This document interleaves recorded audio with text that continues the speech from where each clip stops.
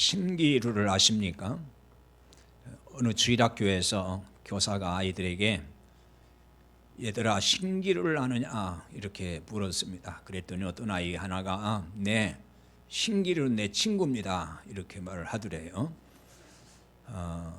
신기루라고 하는 것은 공중에 떠 있는 누각이라는 뜻입니다. 그러니까 공중에 저 구름 속에 어떤 그 멋진 집이 이렇게 있다는 얘기예요. 그걸 이제 신기루라고 하는데요. 그러니까 이 말은 어떤 환상적인 일이라든지 뭔가 우리 눈에 굉장히 좋아 보이는 그런 일들이 호련히 잠깐 동안 이렇게 이제 보이다가 사라지는 것을 비유적으로 쓰는 말이 신기루란 말이에요. 한국교회에는 신기루의 복을 쫓는 교인들이 많습니다. 신기루의 복을 쫓는다는 것은 실제는 받을 수 없는 복인데 그 복을 받을 것처럼 쫓는 것을 의미하는 것입니다. 받을 것으로 믿고 쫓아가지만은 허상에 불과하다는 거죠. 성경이 말씀하는 복을 잘못 이해하면 신기루의 복을 쫓게 됩니다. 성경이 가르쳐주는 복을 오해를 해서 신기루의 복을 쫓는 교인들이 많습니다. 이런 교인들이 많은 이유가 뭘까요? 가만히 분석을 해보면 기복주의 신앙 때문이라고도 할 수 있습니다. 신기루의 복을 쫓게 하는 대표적인 말씀을 든다 그러면 아마도 신명기 28장이 아닐까 싶습니다. 많은 설교자들이 그 복을 말할 때, 축복을 말할 때에 신명기 28장을 자주 인용을 하고 또 그 말씀을 본문으로 해서 설교도 참 잘합니다. 아마 새 연초에 주로 그런 말씀을 설교를 할 것 같은데요. 아무튼 많이 들은 말씀이고 아는 말씀이죠. 신명기 28장에 나오는 이 복은 땅의 복을 말하는 것 같지만, 즉 세상에서 뭐 부자 되고 잘 되고 하는 그런 복을 말하는 것 같지만 신령한 복, 영적인 복을 설명하기 위해서 주신 말씀인 것입니다. 사람들은 하늘에 속한 신령한 복을 곧장 말하면은 잘 알아듣지를 못합니다. 때문에 하나님은 이 땅의 것을 가지고, 땅의 이치를 가지고 하늘의 복을 깨닫게 하는 거예요. 그래서 예수님께서도 항상 하나님 나라를 말씀할 때에 비유로 말씀을 했고, 그 비유의 내용을 보면은 일상생활에서 그 시대의 사람들이 다 경험하고 삶 속에 있는 이야기를 소재로 해서 하나님의 나라는 이와 같다 이렇게 이제 설명한 걸 알 수가 있죠. 그래야만이 사람들이 그나마 알아듣는다는 거예요. 물론 그렇게 말해도 못 알아듣는 사람도 있었지만은 곧장 그냥 하늘의 어떤 용어와 하늘의 어떤 말씀을 가지고 이야기하면 사람들은 더 못 알아듣는 거죠. 그러니까 사람들이 생활 속에서 접하는 여러 가지 현상을 통해서 말씀을 하는 거예요. 신명기 28장에 나와 있는 복이 무엇입니까? 1절에서 28장 1절에서 12절에 보면은 각종 복이 나오고 있죠. 그 중에 그 말씀 가운데서 다 좋아하는, 교인들이 정말 좋아하는 말씀이 있어요. 그게 이제 3절에서 6절인데, 자, 읽어보겠습니다. 성읍에서도 복을 받고 들에서도 복을 받을 것이며 내 몸의 자녀와 내 토지의 소산과 내 짐승의 새끼와 소와 양의 새끼가 복을 받을 것이며 네 광주리와 떡반죽 그릇이 복을 받을 것이며 네가 들어와도 복을 받고 나가도 복을 받을 것이니라. 참 좋아하는 말씀이죠. 얼마나 좋아하는 말씀입니까? 이렇게만 된다면 얼마나 좋겠습니까? 그런데 이런 복을 받으려면은 조건이 있어요. 전제가 붙어요. 앞에 그게 1절입니다. 신명기 28장 1절에 이렇게 나와 있어요. 내가 네 하나님 여호와의 말씀을 삼가 듣고 내가 오늘 네게 명령하는 그의 모든 명령을 지켜 행하면 네 하나님 여호와께서 너를 세계 모든 민족 위에 뛰어나게 하실 것이요 네가 네 하나님 여호와의 말씀을 청종하면 이 모든 복이 네게 임하여 네게 이루리라. 이렇게 말씀을 하죠. 하나님의 모든 명령을 지켜야 된다는 거예요. 모든 명령을 다 지키면 이렇게 복을 주리라. 그렇게 말씀을 하고 있어요. 그러면 하나님의 모든 명령을 이스라엘 백성이 다 지켜서 행했을까요? 이스라엘은 하나님의 이 모든 명령 말씀을 지키지를 못했어요. 다 지키지 못했어요. 다 지키지 못하면 어떻게 된다고 했습니까? 그것은 이제 신명기 28장 15절에 가서 보면은 이 복 이야기가 끝나면 그 다음에 이제 저주 이야기가 나와요. 그 15절에 보면은 내가 만일 내 하나님 여호와의 말씀을 순종하지 아니하여 내가 오늘 내게 명령하는 그의 모든 명령과 규례를 지켜 행하지 아니하면 이 모든 저주가 내게 임하며 내게 이를 것이니 이렇게 말씀을 하고 있어요. 사실 굉장히 무서운 말씀이죠. 이 모든 말씀을 다 지켜 행하지 아니하면 그냥 복을 못 받는다는 얘기가 아니라 이 모든 저주가 또 다 임한다는 거예요. 저주의 내용은 그 16절 이하에 쭉 말씀하는데요. 앞에 이제 복의 내용과 반대로 다 말씀을 해요. 반대로. 그러니까 성읍에서도 복을 받는데 이제 성읍에서 저주받고 들에서 저주받고 광주리 떡반죽 그릇이 저주를 받고 또 내 몸에 소생이 저주받고 토지에 소산이 저주받고 소와 양의 새끼가 저주를 받고 들어가도 저주받고 나가도 저주받는다 이렇게 말씀해요. 완전 반대지요. 이스라엘은 결국 저주를 받고 말았습니다. 왜 그랬어요? 말씀을 다 지키지 못해서.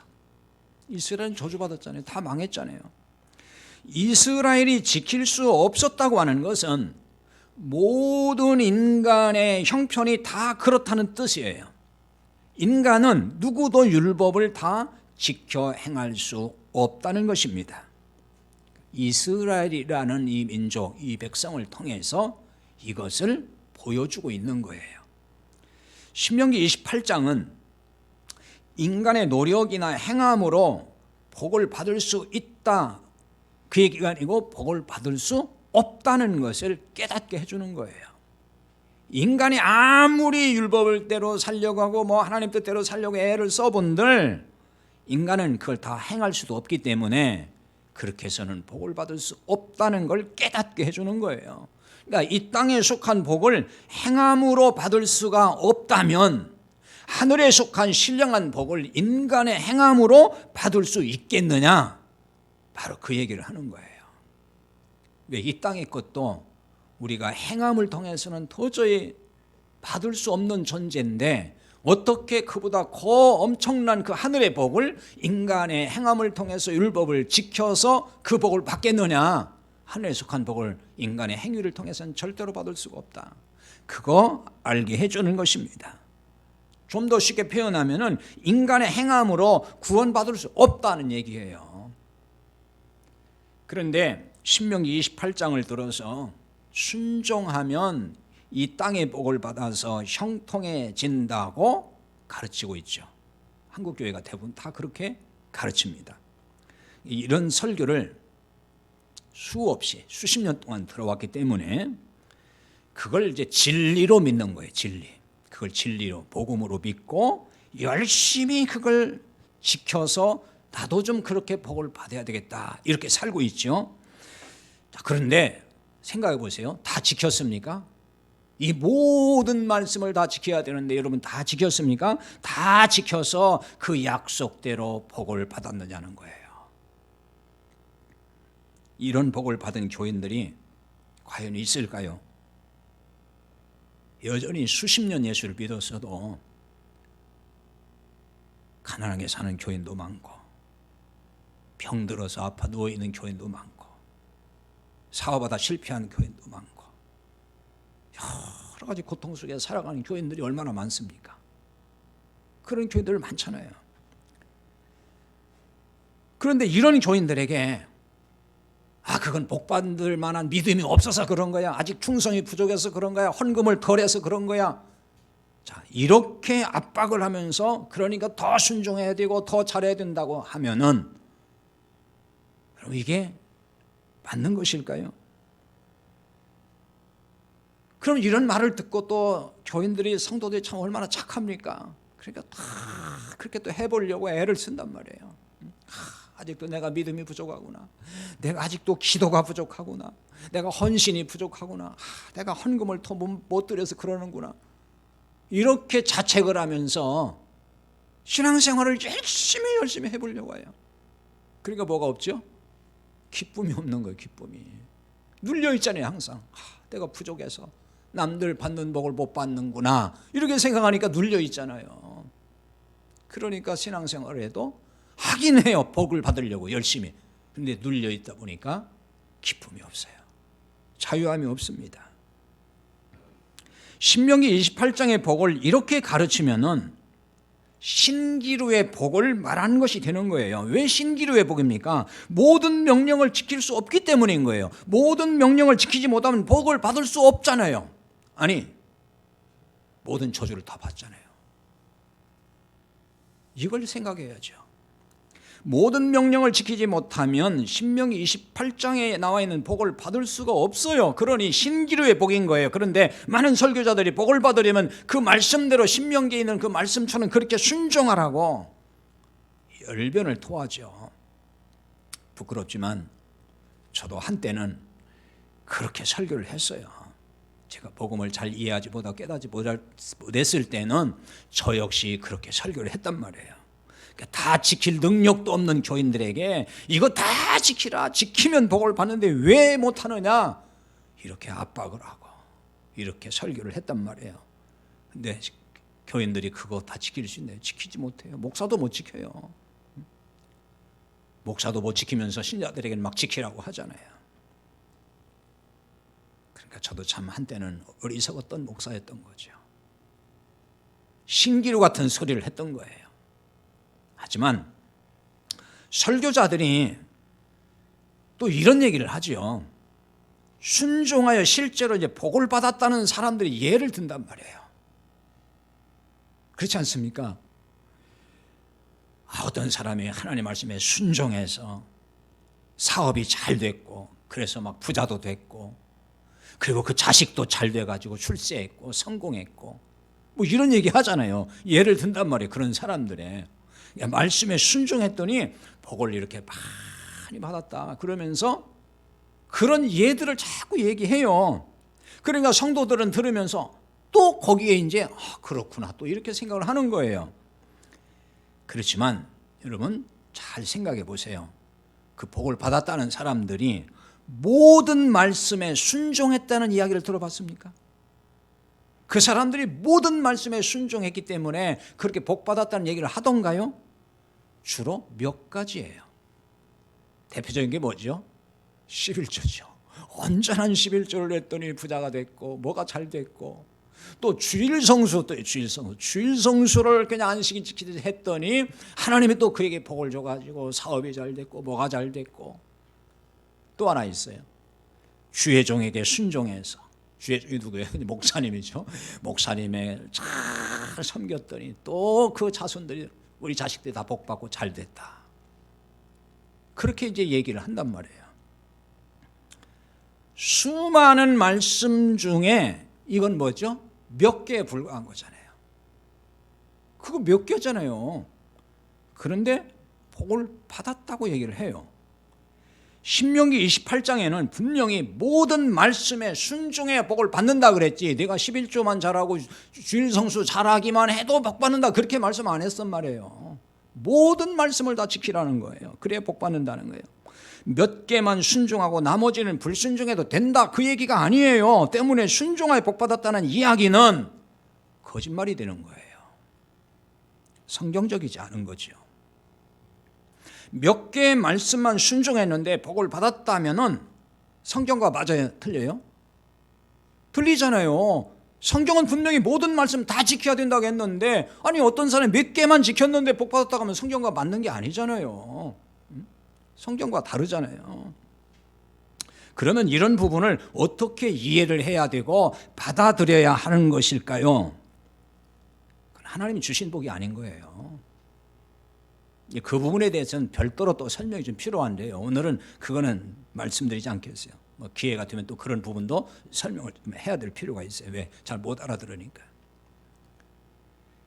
사실 하나님이 주신 복이 아닌 거예요. 사람이 그렇게 해석하고 싶은 거예요.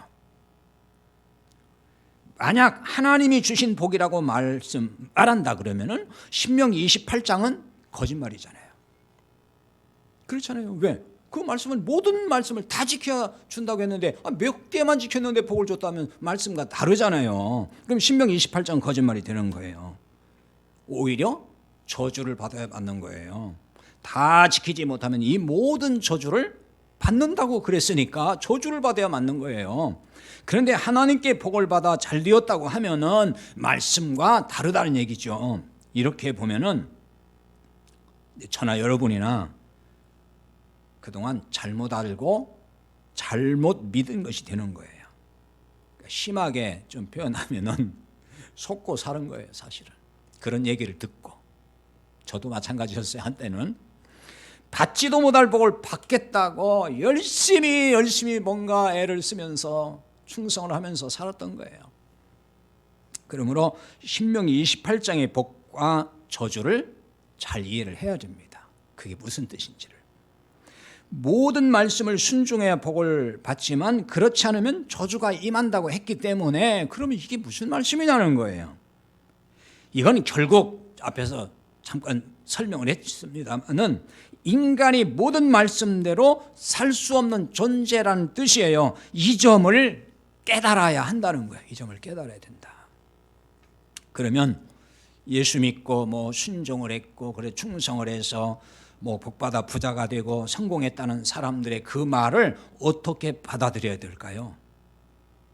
오늘 같은 이런 설교를 이제 듣고서 그렇구나 하고서 이해가 쏙 되는 분도 있겠지만은 혼란스러워할 분도 있을 거예요.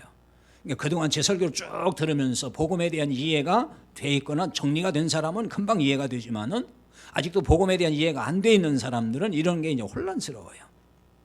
그리고 이상한 설교로 들릴 수 있어요. 오늘 저 목사도 이상한 소리 하네. 그렇게 들릴 수 있습니다. 자, 여러분 잘 생각해 보세요. 똑같이 예수를 잘 믿고 똑같이 충성하고 똑같이 봉사를 잘 하는 두 사람이 있다고 한번 칩시다. 그런데 한 사람은 돈을 잘 벌고 부자가 됐어요. 하지만 한 사람은 돈을 잘 벌지 못하고 가난해졌어요. 근데 똑같이 예수 잘 믿는 사람이에요. 똑같이 헌금도 잘했고 똑같이 충성했고 똑같이 봉사했고 예배도 잘 드리고 하여튼 똑같이 잘 믿는 사람이 누가 봐도. 근데 한 사람은 하는 대로 잘 돼가지고 부자가 됐고 한 사람은 뭐가 잘 안 돼가지고 가난해졌어요. 이 중에 돈 잘 벌고 부자가 된 사람은 하나님 앞에서 사람들 앞에서 뭐라고 하겠어요? 하나님의 은혜로 내가 복을 받았다고 말을 하겠죠. 그렇지 않겠어요? 그러면 돈을 잘 벌지 못해 가난한 사람은 뭐가 되는 거죠? 하나님의 은혜로 가난한 복을 받았다 그렇게 말해야 될까요? 아니, 똑같이 잘했는데 지금 똑같이 신앙생활 잘했는데 이렇게 놓고 보면은 하나님의 은혜는 불공평하지 않아요? 아니 서로 다 차이가 있는 게 아니고 똑같이 잘했단 말이에요. 그런데 누구는 부자가 되고 누구는 왜 가난해지냐고요. 똑같이 충성 봉사했는데 누구는 부자가 되게 하고 누구는 가난하게 됐어요. 세상에서도 이렇게 불공평한 것을 보기가 드물어요. 세상도 똑같이 충성하고 똑같이 열심히 하면은 똑같이 값을 줘요. 그런데 똑같이 잘 믿고 똑같이 잘했어요. 누구는 부자 되고 누구 가난해졌어요. 이상하지 않습니까? 때문에 성경이 말한 복을 모르면 하나님을 이상한 하나님으로 만드는 거예요. 많은 목회자들이 교인들에게 그동안 이상한 하나님을 믿게 만들었어요. 그러니까 복을 이용해서 복 받는다는 걸 자꾸 믿기로 해서 교회를 키우려고 하는 데서 나오는 현상이기도 한 거예요. 사실은 이게 세상에서 잘 된다는 개념을 성경적으로 잘 이해하고 정리를 해야 됩니다. 이 부분도 나중에 기회가 되면은 성경적으로 우리가 세상에서 잘 된다, 복 받았다는 것이 뭐냐 하는 부분을 좀 해보겠습니다만은 오늘은 그냥 간단하게 정리하면 이런 거예요. 자, 세상에서 잘 된다고 하는 개념 혹은 복을 받았다는 이 개념을 세상 가치관에 의해서 판단하면 안 돼요. 그러니까 세상 사람들이 생각하는 세상에서 복 받고 잘 된다고 하는 것을 똑같이 우리가 적용하면 안 된다는 말이에요. 그러니까 부와 성공의 개념으로 보는 건 옳지 않은 거예요. 우리 예수 믿는 사람들 이 세상에서 부자 되고 성공한 걸 그런 걸 기준해서 그런 개념을 가지고 참 세상에 잘 된 사람이야 복 받은 사람이야 이렇게 하는 것은 성경적으로 맞지 않다는 거예요. 어떤 사람이 어떤 위치에 있든지 그가 구원받은 사람으로서 하나님 나라를 위해 살아가는 사람이라면 그게 잘된 사람이고 그게 복받은 사람인 거예요. 간단히 말하면 그거예요. 누가 됐든지 무슨 일을 하든지 그가 구원받았어요. 죄사함 받고 구원받았어요. 하나님의 백성이 됐어요. 하나님의 자녀가 됐어요. 그리고 하나님의 가치관에 의해서 하나님 나라를 위해서 지금 살아가고 있는 사람이에요. 그 사람은 잘된 사람인 거예요. 그게 복받은 사람인 거예요. 하나님의 관심은 우리가 이 세상에서 부자 되고 성공하는 데 있지 않습니다. 오해하면 안 돼요. 하나님의 관심은 온통 영혼 구원에 있습니다. 죄인이 구원받는 데 있는 거예요. 그리고 구원받은 사람들이 하나님의 가치관으로 복음을 위해서 살아가는데 거기에 있습니다. 그래서 지금도 하나님은 구원 사역을 하십니다. 이것이 하나님의 일이에요. 요한복음 6장 27절에 보면은 예수님이 이제 유대인들에게 이런 말씀을 하셨어요. 썩을 양식을 위하여 일하지 말고 영생 얻도록 얻는 양식을 위하여 일하라 이렇게 말씀을 하셔요. 썩을 양식이라는 건 멸망할 걸 위해서 일하지 말라는 것입니다. 그러자 유대인들이 뭐라고 하냐면요, 그럼 우리가 어떻게 하여야 하나님의 일을 하는 겁니까? 이렇게 물어요. 그러니까 이 사람들은 아마 이렇게 생각한 것 같아요. 영생 얻도록 얻는 양식을 위해서 일하는다는 이 말씀, 이 예수님의 말씀에 대해서 그걸 하나님의 일로 생각을 한 것 같아요. 왜? 영생을 얻는 일을 하는 것이 하나님의 일이라. 그러니까 하나님의 일을 그럼 어떻게 하는 겁니까? 이렇게 묻는단 말이에요. 여기에 대해서 예수님 뭐라고 하셨습니까? 하나님께서 보내신 일을 믿는 것이 하나님의 일이다 이렇게 말씀을 하세요. 하나님께서 보내신 이가 누구예요? 예수 그리스도잖아요. 예수 그리스도를 믿는 것, 그것이 하나님의 일이라는 거예요. 하나님의 일은 예수님을 믿는 거예요. 이것이 영생하는 양식이라는 말씀이에요. 결국 이것이 하나님의 일이라는 뜻이에요. 하나님은 인간이 예수를 믿고 구원받도록 일을 하시는 분이에요. 인간이 부자되고 출세하고 성공하도록 일을 하시는 게 아니에요. 구원받도록 일을 하시는 거예요. 때문에 세상에서 부자되고 잘되는 것을 성경은 복이라고 하지 않습니다. 근데 한국교회는 줄곧 그걸 복이라고 강조하고 또 강조하고 얘기를 해요. 그게 복이라고. 그러니까 교인들은 그렇게 배우니까 그게 복인 줄 알고 그 복 달라고 계속 그냥 정말 떼쓰다시피 하는 거예요. 혹자들은 구약에서는 이 세상의 복, 땅의 복을 말하고 신약에서는 영적인 복을 말하고 있다, 이런 논리를 펴요. 저도 한때는 성경을 그렇게 본 적이 있어요. 그런데 이렇게 성경을 보면은 성경은 일관성이 없는 모순된 책이 됩니다. 구약에서 물질의 복은 신령한 복에 대한, 영적인 복에 대한 그림자로 제시하는 거예요. 구약의 율법은 장차올 좋은 일의 그림자라고 했어요.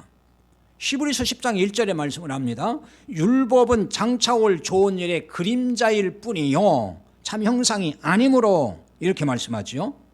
골로새서 2장 16절 17절에도 동일한 말씀이 나와요. 거기에 이렇게 나오죠. 그러므로 먹고 마시는 것과 절기나 초하루나 안식일을 이유로 누구든지 너희를 비판하지 못하게 하라. 이것들은 장래일의 그림자이나 몸은 그리스도의 것이니라. 먹고 마시는 거, 절기, 초하루, 안식은 이건 율법을 말하는 거예요. 그러니까 이 율법은 장래일의 그림자였다는 거예요. 앞으로 올 것에 대한 그림자.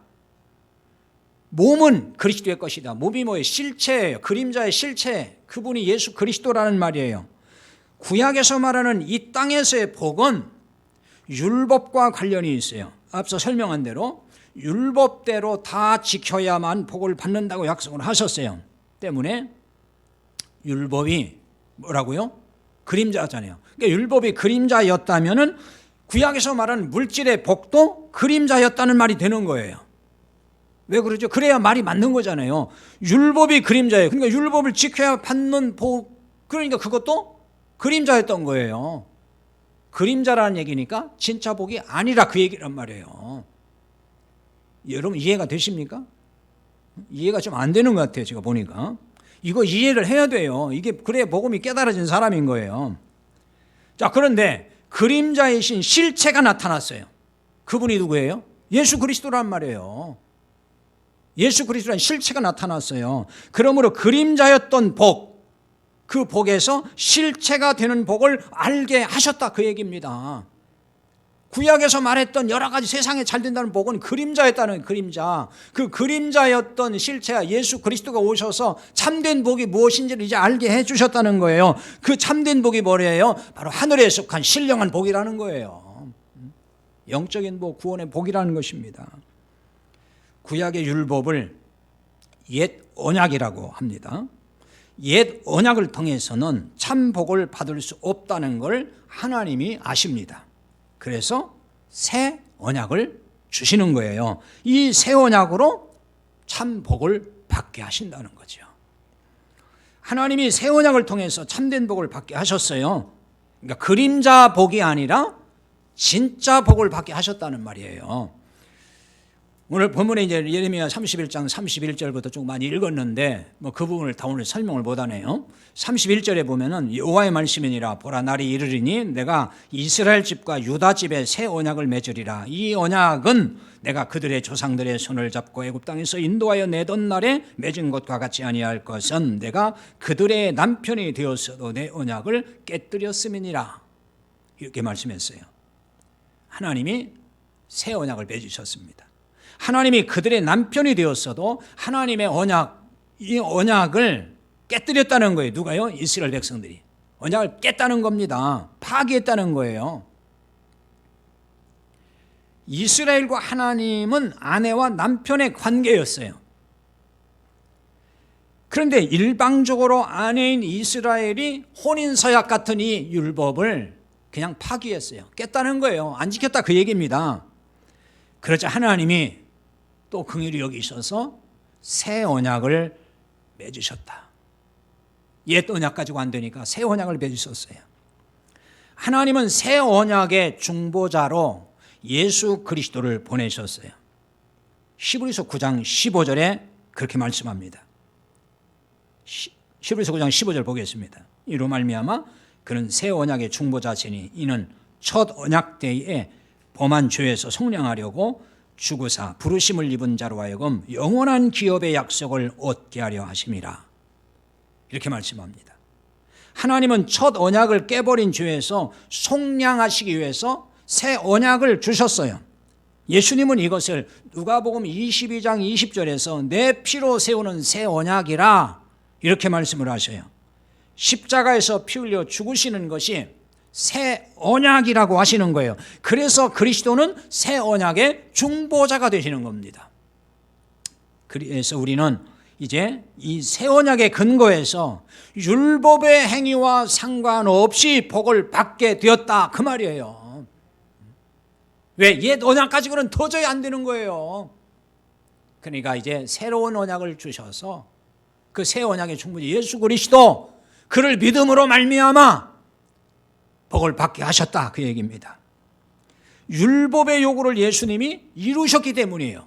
예수님 율법의 짐을 다 지셨다 그랬잖아요. 우리는 이 사실을 믿음으로 영원한 기업인 구원의 복, 참된 복을 받게 된 것입니다. 하늘의 기업을 받는 구원의 복이 이게 진짜 복이에요. 일반적으로 우리가 복이라고 소원하는 이 땅에 속한 것들은 신기루에 불과한 거예요. 이렇게 깨달아져야만이 그가 진짜 믿음의 사람이에요. 말이 복이지 신기루의 복입니다. 이 세상 것들, 그러니까 사람들이 다 이거 복 저거 복 막 복 얘기하잖아요. 세상 것들 가지고. 그게 말이 복이지 신기루란 말이에요. 진짜 복이 아니에요. 왜 이 땅에 속한 것들이 신기루의 복일까요? 영원한 것이 아니니까 그래요. 영원하지 않아요. 그것은 잠깐 있다가 사라질 것들이에요. 신기루가 뭐예요? 잠깐 눈에 좋아 보였는데 순간적으로 사라져 버려요. 이 세상 것들이 다 그런 거잖아요. 세상 물질, 명예, 권세, 뭐 건강, 뭐 안 그런 게 어디 있어요? 금방 지나가잖아요. 우리 육신도 그냥 다 금방 어느 날 늙어버리고 병들고 죽고 그러잖아요. 신기루라는 거예요. 이거 아무것도 아니라는 거예요. 그런데 그게 복이라고 붙들고 늘어지고 있다는 것이 이게 문제라는 말이에요. 그건 아무것도 아닌 것들이에요. 그래서 솔로몬은 이 땅에 속한 부귀영화 이거 다 헛된 것이라 이렇게 말한 거예요. 헛된 것이다. 전도서 1장 2절에 보면은 그렇게 시작하죠. 전도자가 이르되, 전도자는 이제 솔로몬을 말하는 거예요. 전도자가 이르되 헛되고 헛되며 헛되고 헛되니 모든 것이 헛되도다. 이렇게 말을 해요. 계속 헛되다는 거예요. 헛되고 헛되며 헛되고 헛되니 모든 것이 헛되도다. 아니 솔로몬이 뭐 지질이 가난하게 살고 고생하고 고통을 막 겪었기 때문에 그런 얘기할까요? 다 가져봤어요. 부귀영화 다 누려봤어. 세상 그 어떤 사람보다도 더 많은 부귀영화를 다 누려봤어요. 그리고 나서 내린 결론이 뭐냐? 다 헛것이요. 이렇게 얘기를 한단 말이에요. 헛되다, 여기 헛되다, 전도서에서 말하는 헛되다에 대해서는 언젠가 한번 설명을 드렸어요. 헛되다 뜻이 무슨 뜻인지. 이 말은 원문의 뜻이 수증기라는 뜻이에요. 수증기. 수증기는 잠깐 보이다가 그냥 금방 사라지는 거잖아요. 일종의 신기루예요. 수증기도. 세상 부귀영화가 이와 같다는 거예요. 우리가 그토록 갖고 싶어하는, 우리가 그토록 안달해서 달라고 맨날 하나님 앞에 이것 주시오 저것 주시오 하는 이게 다 신기루 같다는 거예요. 수증기 같다는 거예요. 전도서 1장 14절에는 내가 해 아래에서 행하는 모든 일을 보았노라. 모두 다 헛되어 보라. 모두 다 헛되어 바람을 잡으려는 것이다. 이렇게 얘기해요. 바람을 잡으려는 것이다. 바람을 잡으려는 것이라는 것은 신기루를 쫓는 걸 말합니다. 세상의 부귀영화가 신기루와 같은데 복이 될 수 있나요? 그걸 복이라고 생각해야 됩니까? 신기루를? 성경은 단연코 아니라고 가르치고 있어요. 그런데 예수를 잘 믿으면 이런 신기루의 복을 받을 수 있다고 가르치면 이게 말이 되냐 그 말이에요. 성경에도 없는 얘기를 하는 거잖아요. 이 복을 받겠다고 열심히 신앙생활을 한다 그러면은 그는 하나님을 믿는 사람이 아니에요. 왜 하나님을 믿는 사람이 아닐까요? 성경이 말하는 복을 믿는 게 아니니까. 성경은 누구 말씀이에요? 하나님 말씀이잖아요. 그럼 하나님 주신 말씀대로 안 믿는 거잖아요. 내가 만든 하나님을 믿는 거예요. 내가 생각하는 하나님. 그러면서 내가 하나님 잘 믿는다고 하면 그 잘 믿는 게 아닌 거예요. 그러니까 하나님 믿는 게 아니에요. 그러면 이렇게 반발할 사람이 있을 거예요. 분명히. 아니 그러면은 뭐 예수 믿는 사람은 부자도 되지 말고 성공도 하지 말고 그러라는 거예요. 이렇게 분명히 반발할 사람이 있을 거라고요. 그러니까 이걸 말씀을 잘 못 알아들으면 그렇게 반발해요. 부자 되지 말라는 게 아니에요. 성공하지 말라는 거 아니에요. 부자 되세요. 성공하세요. 그런데 이것을 복이라고 여기고 이거 쫓아가지 말라는 거예요. 이거 복이라고 여기지 말라는 거예요. 성경이 그렇게 말씀하니까. 그리고 그거 쫓아가지 말라는 거예요. 이런 건 성경이 말하는 복이 아니고 신기루에 불과한 거니까 그거 잡으려고 그렇게 쫓아가지 말라는 거예요. 구원받은 사람이라면은 복의 실체가 되신 그리스도 안에서 살아갈 뿐이에요. 돈이 많든지 적든지, 내가 높아졌든 낮아졌든 상관없어요. 성공했든 실패했든 상관없어요. 그리스도 안에서 그냥 살아가는 거예요. 성도는 그리스도를 쫓는 사람이지 세상 부귀영화를 쫓는 사람이 아니에요. 그게 성도인 거예요. 그런데 예수를 쫓지 않고 세상 부귀영화를 쫓아간다. 그 예수 안 믿는 사람인 거예요. 교회 다니는 사람일지는 몰라도 예수 믿는 사람은 아니에요. 우리 정확하게 정리하고 가야 됩니다. 아직도 그냥 세상 부귀영화가 그냥 그게 그리워서 그거 쫓아가고 있다면은 그거 예수 믿는 사람이 아닌 거예요. 그냥 자기가 원하는 예수, 자기 생각하는 예수 믿는 거지. 그리스도를 쫓아가는 사람은 이 세상에서 어떻게 살아야 할지를 잘 압니다. 그게 그리스도 안에서 살아가는 사람이에요. 이 세상에서 어떤 가치관을 가지고 어떻게 살아야 할지를 잘 알아요. 그리스도를 쫓는다는 것은 성령을 따라서 행하는 것과 같은 거예요. 같은 얘기입니다. 갈라디아서 5장 16절에 보면은 내가 이르노니 너희는 성령을 따라 행하라 그리하면 육체의 욕심을 이루지 아니하리라 라고 말씀을 하십니다. 육체의 욕심이 뭘까요? 구체적인 내용을 갈라디아서 5장 19절 이하에서 열거를 합니다. 거기에 보면 이런 거예요. 음행, 더러운 거, 호색, 우상숭배, 주술, 원수 맺는 거, 분쟁, 시기, 분냄, 당짓는 거, 분열, 이단, 투기, 술 취함, 방탕 뭐 이런 거예요. 이게 육체의 욕심이라는 거예요. 육체의 일이라는 거예요. 근데 여러분 잘 생각해 드릴게요. 여기에 열거된 육체의 욕심은 세상 부귀영화를 쫓다 보면 발생하는 것들이 이게 다. 세상 부귀영화를 쫓아가 보세요. 다 이거와 관련이 되어 있습니다. 이거 배제하고 세상 부귀영화 쫓아갈 수 있을 것 같습니까? 욕심 버리고 분쟁하지 않고 투기하지 않고 시기하지 않고 우상 하나 내 마음에 만들지 않고 갈 수 있을 것 같아요? 그렇게 갈 수가 없어요. 그러니까 이게 세상 육체의 욕심을 이루는 것은 절대로 그리스도 안의 삶도 아니고 그리스도 쫓는 생활도 아니고 성령을 따라 살아가는 삶이 아닌 거예요. 성령을 따라 행하면은 이 육체의 욕심을 이루지 않는다 그랬습니다. 새해가 됐습니다. 새해 첫 주일이 됐습니다. 신기루의 복을 쫓아가지 마십시다. 신기루의 복을 쫓아가다가 육체의 욕심대로 살아서 안 됩니다. 신기루의 복을 쫓아가면 육체의 욕심대로 살 수밖에 없습니다. 우리는 성령을 따라 행하는 사람이에요. 그리스도를 쫓아가는 사람인 것입니다. 그래서 참된 하늘의 복을 누리면서 살 수 있기를 바랍니다. 이제 기도하겠습니다. 오늘 말씀을 붙들고 함께 기도하십시다.